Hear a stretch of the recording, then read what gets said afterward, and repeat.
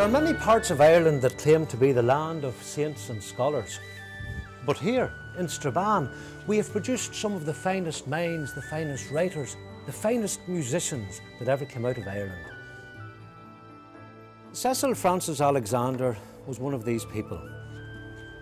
Cecil Frances Alexander had moved to Strabane when she was 15 years of age. Her father was the steward for the Marquess of Abercorn. She was a well-read young lady, very interested in poetry, and her background was very much influenced by the Oxford movement, which tried to revitalise Christianity in the church. But Cecil Frances Alexander is best known for the poems she wrote. She published a little book of verse for children, and from that, in 1884, came such gems as "Once in Royal David's City," "There is a green field far away," and "All things bright and beautiful."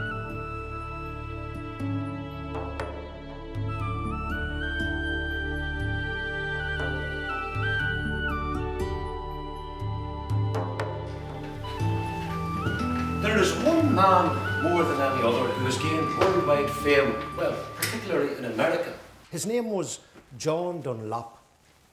Now, John Dunlap was born in the mid-1740s in Meetinghouse Street in Strabane, and at the age of 10, he was sent to an uncle in Philadelphia. His uncle William was a printer, and the young Dunlap learned the printer's trade. And when his uncle retired, John Dunlap bought over the business, and he made his living from printing religious tracts and sermons. But in 1776, he gained worldwide fame.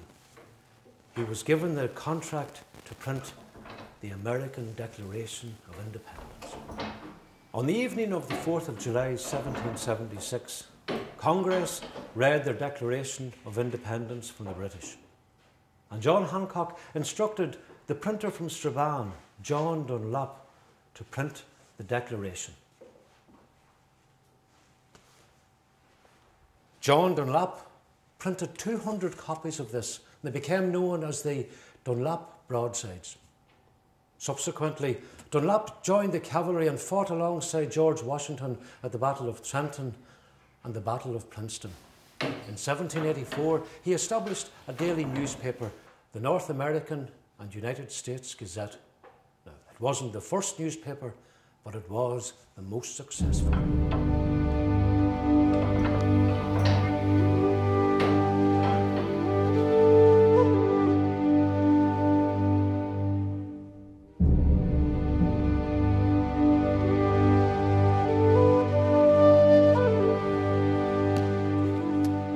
In the world of science and education, two Tyrone men stand out worthy of attention: George Sigerson from Strabane and James McCulloch from Glenelly.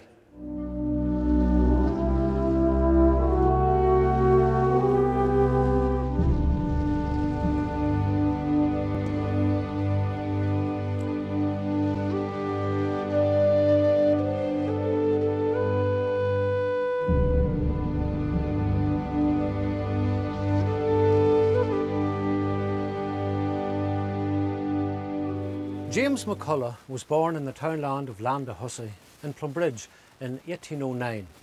He was a gifted mathematician. Indeed, you could say that he was one of Europe's foremost mathematicians and physicists. Although not a lover of politics, so affected by the Irish famine, he decided to stand for election for the Dublin City University constituency in the Westminster elections. He lost. This, and his own awareness of his diminishing mathematical prowess, led James McCulloch to tragically take his own life in the same year.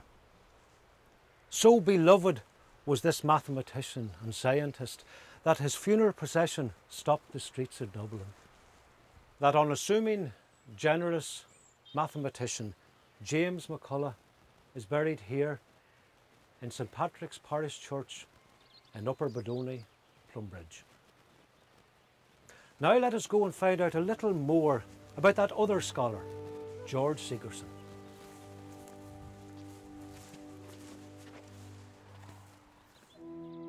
The wind is howling hard tonight, around this house of stone. It brings me back in memory to my childhood in Tyrone. I can see myself in those bygone days run barefoot through the grass, and then along the dusty road and along Sheeran's Pass. I can feel the stones beneath my feet. They were hard and sharp and sore. That poor old road is tarmac now. The potholes are no more. If I close my eyes, I can hear again the wind in the trees on the height. I can hear the sock of the rush of the burn as the water falls foaming and white. Oh, God be with those happy days when we ran wild and free. They will always be in my memory when I hear the wind in the tree. That remarkable man, George Sigerson, was born in Hollyhill near Strabane in 1836. He was an outstanding scientist, an expert on the nervous system, a prolific writer on scientific subjects, and a university professor. He was a noted linguist, and in a way he was a true Renaissance man. He translated many Irish poems into English and was president of the Irish Literary Society. He helped found the Feis Ceoil, and he made probably his greatest contribution to national life in 1911 when he established from his salary in UCD the Sigerson Cup. And today it is the oldest trophy in our national games.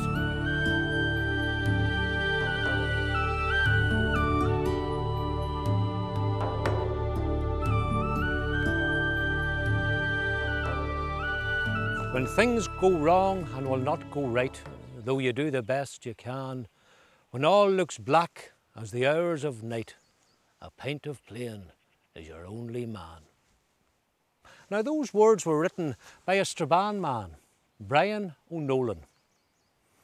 Some authors are lucky to be remembered for one name, but Brian O'Nolan is better known for three names: his own, Flann O Brien, and Miles na Gopling. He was a child of prodigious genius who went on to study in University College in Dublin.